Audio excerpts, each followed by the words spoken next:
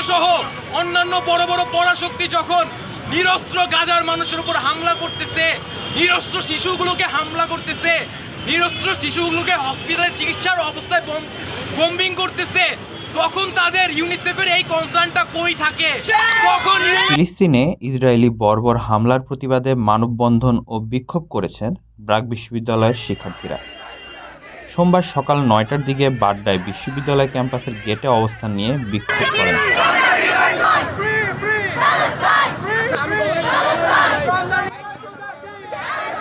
সময় শিক্ষার্থীরা স্লোগান দেন, তুমি কে আমি কে, প্যালেস্তাইন প্যালেস্তাইন। আমরা মানবিকতার জন্য, মানুষ হিসেবে একজন মানুষের সুস্থ স্বাভাবিকভাবে বেঁচে থাকার জন্য যেসব মানবাধিকারগুলো তার প্রয়োজন, যেসব অধিকারগুলো একজন মানুষ হিসেবে সে পেতে পারে, এবং সেই রাইটগুলো ইউএন থেকে বলা আছে, বিশ্বের বিভিন্ন মানবাধিকার সংস্থা থেকে বলা আছে, কিন্তু স্পষ্টভাবে দেখা যাচ্ছে যারা এইসব বড় বড় মানবিকতার কথা বলে, যারা এইসব বড় বড় হিউম্যান রাইটসের কথা বলে, তারা ফান্ডিং করতেছে ছোট ছোট বাচ্চাদেরকে বম্বিং করার জন্য, তারা হসপিটালগুলোতে বম্বিং করতেছে, তারা। বিক্ষোভে শিক্ষার্থীরা বলেন, গাজায় যা হচ্ছে তা সম্পূর্ণ যুদ্ধাপরাধ।